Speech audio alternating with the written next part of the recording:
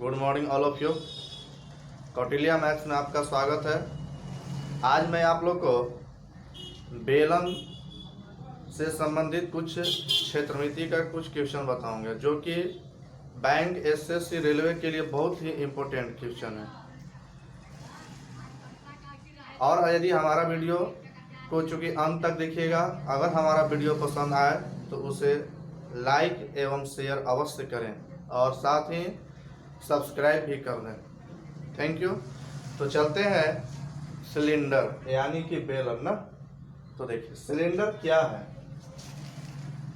देखिए ये है आपका सिलेंडर। इस तरह का जो फिगर होगा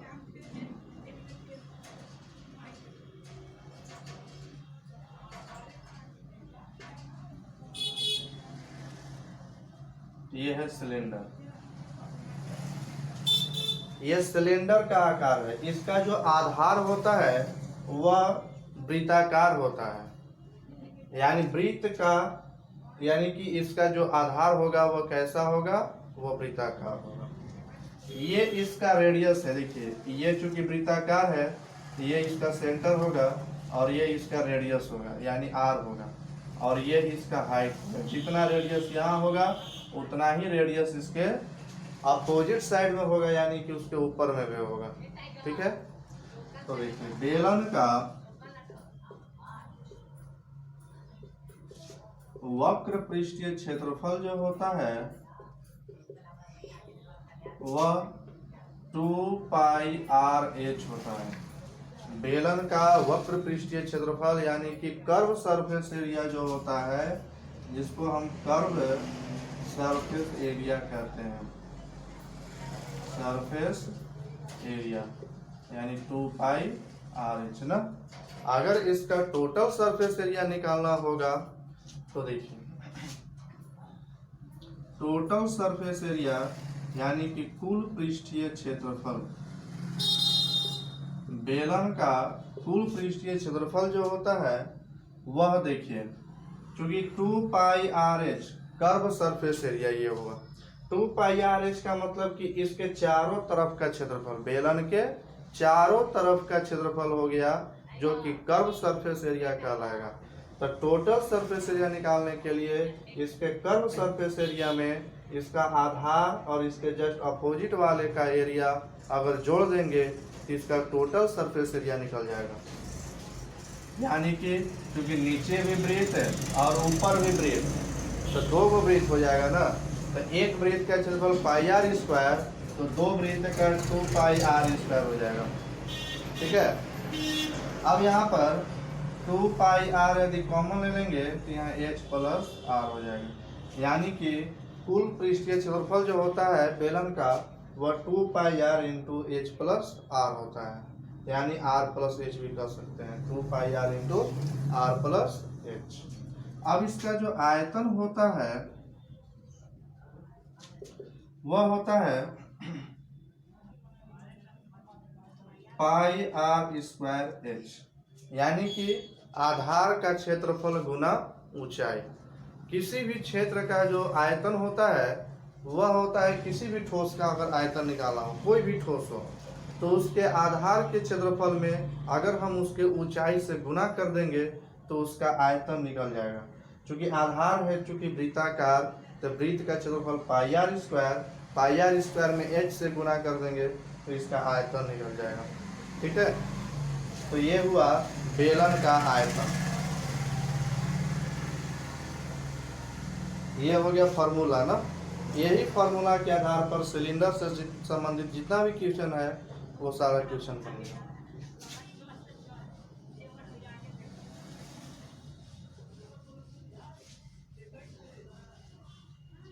अब चलते हैं क्वेश्चन पर ना।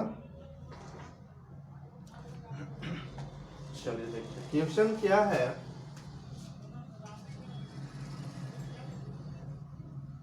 कि दो समान आयतन वाले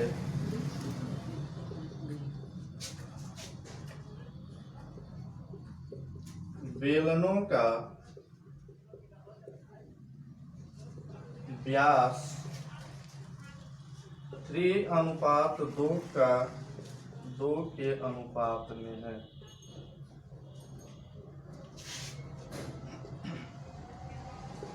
इनकी ऊंचाइयों का अनुपात क्या होगा। ऑप्शन ए में है 4:9, बी में है 5:6, सी में है 5:8, डी में है 8:9। देखिए, चूंकि दो समान आयतन वाला बेलन है जिसका व्यास का अनुपात दिया हुआ है, यानी D1:D2 दिया हुआ है। पहला बेलन का व्यास B1, दूसरा बेलन का व्यास D2। इसका व्यास का अनुपात 3:2 है। तो इसका जो त्रिज्या का भी अनुपात जो होगा R1 और R2, उसका भी अनुपात 3:2 ही होगा। ठीक, क्योंकि इसके बेलनों का जो त्रिज्या है वह R1:R2 जो होगा वो भी 3:2 ही होगा, क्योंकि जो अनुपात व्यास का होता है वही अनुपात उसकी त्रिज्या का भी होता है, वही अनुपात उसके परिधि का भी होता है। अब चूंकि इसका आयतन चूंकि समान है, तो आयतन यानी कि पहला बेलन का जो आयतन होगा पाई R1 स्क्वायर H1 बराबर पाई R2 स्क्वायर H2। चूंकि दोनों का आयतन समान है, दो समान आयतन वाला बेलन है, तब पाई R1 स्क्वायर H1 बराबर पाई R2 स्क्वायर H2। तब पाई से पाई कट जाएगा, चूंकि हमको ऊंचाई का अनुपात निकालना है, यानी H1:H2 निकालना है। तो क्या करेंगे, H1/H2 कर देंगे बराबर R2 का स्क्वायर बटा R1 का स्क्वायर, यानी H1/H2 बराबर R2/R1 का होल स्क्वायर। तो देखिए R2/R1 का मान रख दीजिए, चूंकि R1 R2 का अनुपात 3:2 है, तो R2:R1 का मान क्या हो जाएगा, 2/3 का होल स्क्वायर, यानी कि 4/3 इसलिए H1:H2 जो होगा वह 4:9 होगा, यानी कि हमारा ऑप्शन जो होगा वह ए होगा। विकल्प कौन होगा, ए होगा। ठीक है,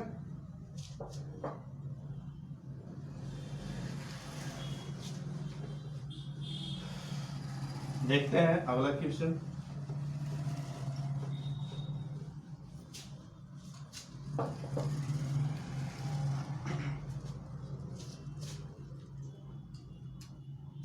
अगला क्वेश्चन है कि दो लंब वृत्तीय बेलनों के त्रिज्याओं का अनुपात 2:3 है और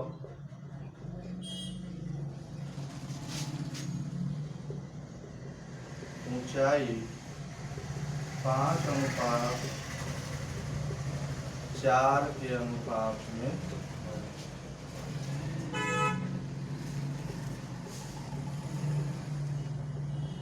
उनके वक्र पृष्ठीय क्षेत्रफल का अनुपात क्या है। ऑप्शन ए में है 5:6, बी में है 3:4, सी में है 4:5, डी में है 2:3 ना। देखिए, चूंकि लंब वृत्तीय बेलनों के त्रिज्याओं का अनुपात दिया हुआ है, यानी R1:R2 दिया हुआ है 2:3, और इसके ऊंचाई का अनुपात दिया हुआ है, यानी H1:H2 दिया हुआ है 5:4। तो इसके वक्र पृष्ठीय क्षेत्रफल का अनुपात पूछ रहा है, तो वक्र पृष्ठीय क्षेत्रफल का फार्मूला होता है 2πRH। ठीक है, तो पहला का हो जाएगा 2πR1H1, पहला बेलन का हो जाएगा, और दूसरा बेलन का आयतन हो जाएगा, वक्र पृष्ठीय क्षेत्रफल होगा 2πR2H2 ना। तो 2π से तो 2π कट ही जाएगा, केवल R1H1 बराबर R2H2 ना।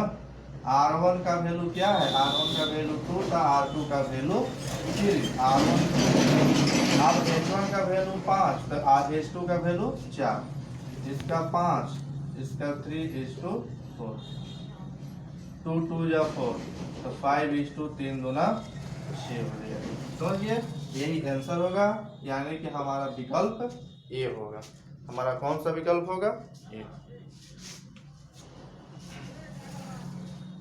अगला क्वेश्चन देखते हैं।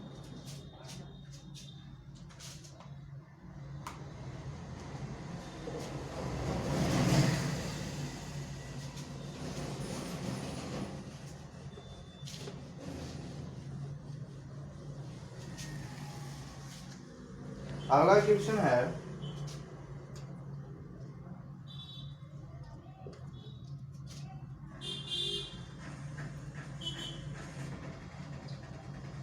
एक बेलन का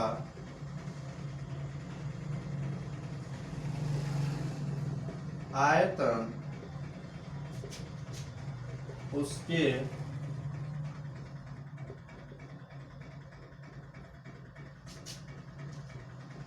वक्र पृष्ठीय क्षेत्रफल का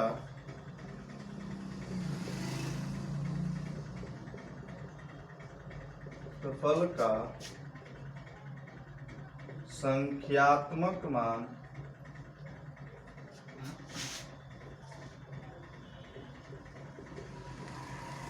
बराबर है,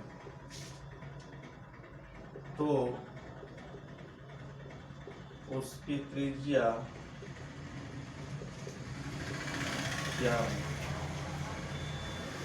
ए में है 3 यूनिट, बी में है 6 यूनिट यानी 6 इकाई, सी में है 2 यूनिट यानी 2 इकाई, और डी में है 4 यूनिट यानी कि 4 इकाई ना। तो देखिए, क्योंकि एक बेलन का जो आयतन है उसके वक्र पृष्ठीय क्षेत्रफल के संख्यात्मक मान के बराबर है, तो उसकी त्रिज्या क्या होगी? तो देखिए, बेलन का आयतन क्या होता है? πr²h। अब उसके वक्र पृष्ठीय क्षेत्रफल का संख्यात्मक मान के बराबर है, तो वक्र पृष्ठीय क्षेत्रफल क्या होता है? 2πrh, यही ना होता है। तो ये दोनों आपस में क्या है? बराबर है। कह रहा है कि एक बेलन का आयतन उसके वक्र पृष्ठीय क्षेत्रफल के संख्यात्मक मान के बराबर है, तो उसकी त्रिज्या क्या होगी? तो पाई से पाई कट जाएगा, h से h कटेगा, एगो r से एगो r कटेगा, यानी कि r बराबर क्या आएगा? 2 यूनिट, यानी कि इसका जो त्रिज्या होगा वह क्या होगा? 2 यूनिट होगा। ठीक है, यानी कि हमारा ऑप्शन जो होगा वह विकल्प सी होगा, 2 यूनिट ना। एकदम आसान ट्रिक से हम समझेंगे, जैसे क्वेश्चन कर रहे हैं वैसे ही करेंगे, एकदम बेसिक रूल से। आप एक बार अगर इसको बना लीजिएगा तो आप कभी जीवन में नहीं भूलेंगे, इसलिए इसको पूरा वीडियो अंत तक अवश्य देखिए।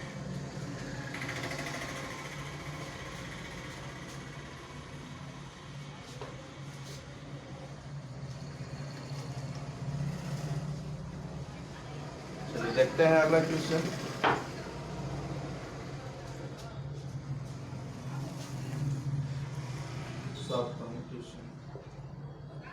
एक बेलनाकार स्तंभ का वक्र पृष्ठीय क्षेत्रफल 264 वर्ग मीटर है तथा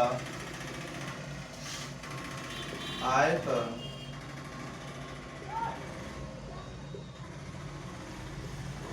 924 वर्ग मीटर है। उसके व्यास का उसकी ऊंचाई से अनुपात क्या होगा? ऑप्शन नंबर ए में है 7:6, बी में है 6:7, सी में है 3:7 और डी में है 7:3। क्योंकि यह क्वेश्चन जो है एसएससी सीजीएल में पूछा हुआ क्वेश्चन है। ठीक है, तो देखिए ये बहुत ही इम्पोर्टेंट क्वेश्चन है सिलेंडर से संबंधित, क्योंकि बेलनाकार स्तंभ का जो वक्र पृष्ठीय क्षेत्रफल है वह 264 वर्ग मीटर है। वक्र पृष्ठीय क्षेत्रफल दिया हुआ है, इसका आयतन भी दिया हुआ है, तो उसका व्यास का उसके ऊंचाई से क्या अनुपात होगा। तो व्यास क्या होता है 2r, ऊंचाई से ना, यानी 2r/h पूछ रहा है कि 2r/h क्या होगा। ठीक है, यानी इसका व्यास से इसका अनुपात, ऊंचाई का अनुपात पूछ रहा है। तो चूंकि देखिए वक्र पृष्ठीय क्षेत्रफल क्या होता है 2πrh बराबर 264 वर्ग मीटर ना। फिर इसको फर्स्ट मान लीजिए, और इसका आयतन जो है πr² बराबर है कितना 924 वर्ग मीटर क्यूब ना। आयतन क्या होता है मीटर क्यूब में होता है। तो सबसे पहले देखिए क्या करते हैं, पहले यहाँ से रेडियस निकाल लेते हैं।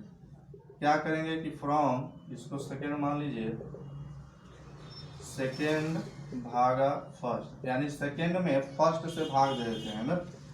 तो πr² बटा 2πrh बराबर 924 बटा 264 हो जाएगा। पाई से पाई कटेगा, एच से एच कटेगा, एगो आर से एगो आर कटेगा, आर बटा 2 बराबर, इसको भी कटेगा, 4 छक 24, 2 26, 4 छक 24, 4 दूनी 8, 1 4 3 12, 4 एकम 11 छक 66, 11 दूनी 22, 11 एकम 11, 2 3 दूना 6, 3 7 21, यानी कि 7/2। 2 से 2 कट जाएगा तो r बराबर क्या होगा 7 मीटर ना। तो देखिए रेडियस तो मालूम हो गया 7। अब हम व्यास भी मालूम कर लेंगे फ्रॉम फर्स्ट से, समीकरण फर्स्ट से ना। समीकरण फर्स्ट से 2π, पाई का मान 22/7 ना, r का मान 7 है, h निकाल लेते हैं इससे, अब बराबर 264, 7 से 7 कट जाएगा, 22 से कट जाएगा, 22 से कम 22, 22 दूना 44, 2 से 2 छक 12, यानी कि h बराबर क्या हो गया 6 मीटर ना। h बराबर 6 मीटर। तो हमको व्यास से उसके ऊंचाई का अनुपात निकालना है। तो व्यास है क्या, क्योंकि त्रिज्या है 7, तो उसका व्यास कितना हो जाएगा 7 दूना 14, और ऊंचाई कितना है 6, यही ना होगा। d का अनुपात किससे h से, यानी कि व्यास का ऊंचाई के साथ अनुपात क्या होगा, तो d हो जाएगा 14 मीटर, क्योंकि त्रिज्या 7 सेंटीमीटर है, तो व्यास जो होता है वह त्रिज्या का 2 गुना होता है, इसलिए ये अनुपात है 2 तिहाई 6, 2 7, यानी कि 7:3, यानी कि विकल्प कौन होगा डी। ठीक है, फिर आज का क्लास इतना ही, और देखते हैं नेक्स्ट क्लास में अब हम लोग मिलेंगे। यदि हमारा वीडियो अच्छा लगा होगा तो उसको अवश्य शेयर करें, लाइक करें, और हो सके तो